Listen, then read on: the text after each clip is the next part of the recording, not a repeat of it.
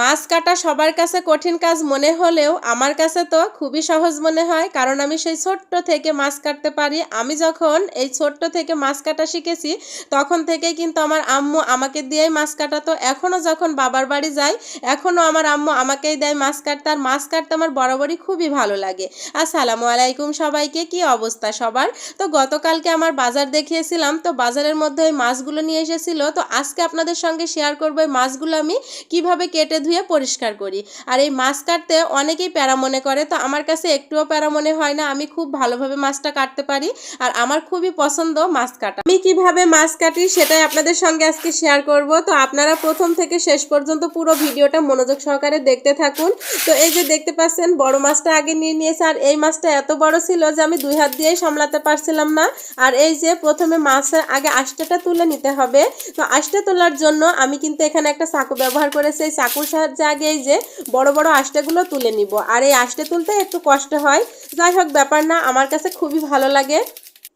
মাছগুলো আঁশটা পরিষ্কার করা শেষ। এখন এই মাছগুলো পিস পিস করে কেটে নিতে হবে। তো এখানে দেখতে পাচ্ছেন সবগুলো কিন্তু পরিষ্কার করে ধুয়ে নিয়েছে। এখন আমি মাছগুলো পিস পিস করে কেটে নিব। প্রথমে আমি রুই মাছগুলো কাটবো। তো রুই মাছটা আমি কিন্তু আস্তে ছাড়িয়ে তারপরে ভালোভাবে পানি দিয়ে পরিষ্কার করে ধুয়ে নিয়েছি। এখন এই যে দুই পাশের কানকো কেটে ফেলে দিয়ে তারপরে এখন এই মাছটা আমি পিস করে কেটে নিব। তো এই যে এইভাবেই কিন্তু আগে মাথাটা ছাড়িয়ে নিব, তারপরে মাছগুলো আবার কাটবো। তো আর ওইদিকে এই যে পানির ট্যাপে পানি ছেড়ে দিয়েছিলাম, আর পানিটা মনে হয় একটু কম ছিল, এই কারণে কম পড়তেছিল। যাই হোক আমি মাছ কাটা শেষ করে তারপরে মোটর দিয়ে পাইপে পানি নিয়ে তারপরে মাছগুলো ধুয়ে নিব। তো একে একে আমি সব রুই মাছগুলোই আগে কেটে নিব, তারপরে কিন্তু আমি বড় মাছটা কাটবো। আমার বাসায় যখন এই বড় বড় মাছ বা অনেকগুলো মাছ নিয়ে আসে তখন কিন্তু আমি মানে নিচে কাটি না। তো নিচে কাটার কোনো ব্যবস্থা নেই, তো আমি কিন্তু এই যে উপরে চলে আসি ছাদের উপরে। তো এই যে দেখতে পাচ্ছেন ছাদের উপরে মাছটা নিয়ে চলে এসেছি। আর মাছটা কাটতে একটু সমস্যা মনে হচ্ছিল, কারণ আমার বটিতেও তেমন একটা ধার ছিল না। আর এই যে বড় মাছটা এখন আমি 3 ফালি করে নিয়েছি। তো মাথার সাইড, লেজের সাইড আর এই যে পেটের সাইড, তো এই যে 3 ফালি করে এখন আমি এখান থেকে চাকা বের করবো আর পেটি বের করবো। আর পেটিটা দেখুন কত চওড়া হয়েছে। নিজের হাতে মাছ কাটার মধ্যে কিন্তু অন্যরকম একটা শান্তি।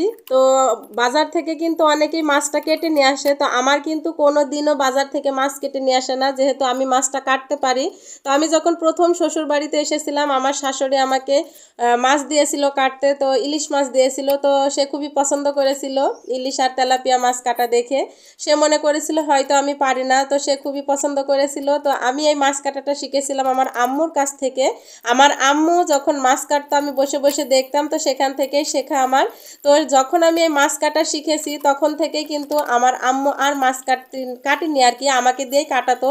আর আমার তো খুবই ভালো লাগে মাছ কাটতে, এই জন্য আপনাদের ভাইয়া কিন্তু কোনোদিনও বাজার থেকে মানে মাছটা কেটে নিয়ে আসে না, আমাকে দিয়েই কাটায়। আর আমারও ভালো লাগে, যেহেতু এখন পর্যন্ত আমি বাবার বাড়িতে গেলে আমিও সেখানে এখনো মাছ কাটি বা মাংস কাটি, সব কিছু আমিই করি। কারণ আমার আম্মু এখন কষ্ট মনে করে, যেহেতু আমি এই এতকাল আমি করে এসেছি।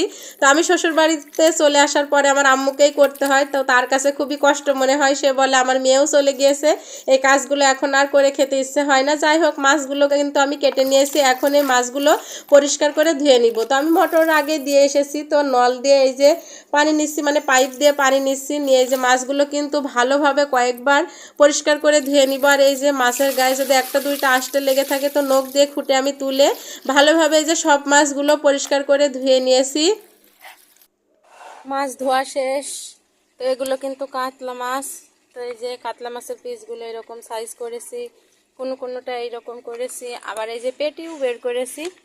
তো এই যে মাছগুলো ধোয়া এখন শেষ, পরিষ্কার করে কেটে ধুয়ে নিয়েছি।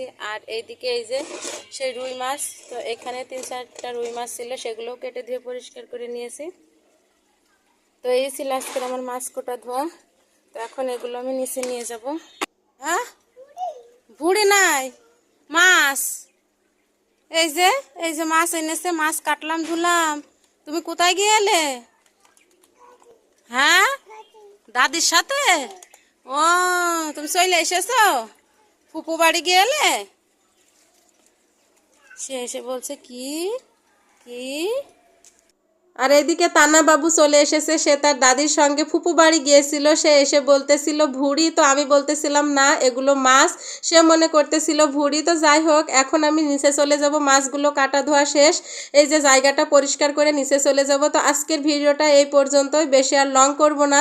তো আপনাদের কাছে ভালো লেগে থাকলে আমার মাছ কেটে ধোয়া পরিষ্কার করা, তো একটা করে কমেন্ট করে যাবেন, লাইক করে যাবেন। তো আজকের মতো বিদায় নিচ্ছি।